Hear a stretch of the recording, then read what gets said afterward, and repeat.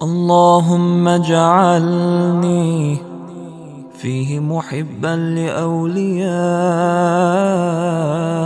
اے معبود، آج کے دن مجھے اپنے دوستوں کا دوست قرار دے، ومعاديا لأعدائك،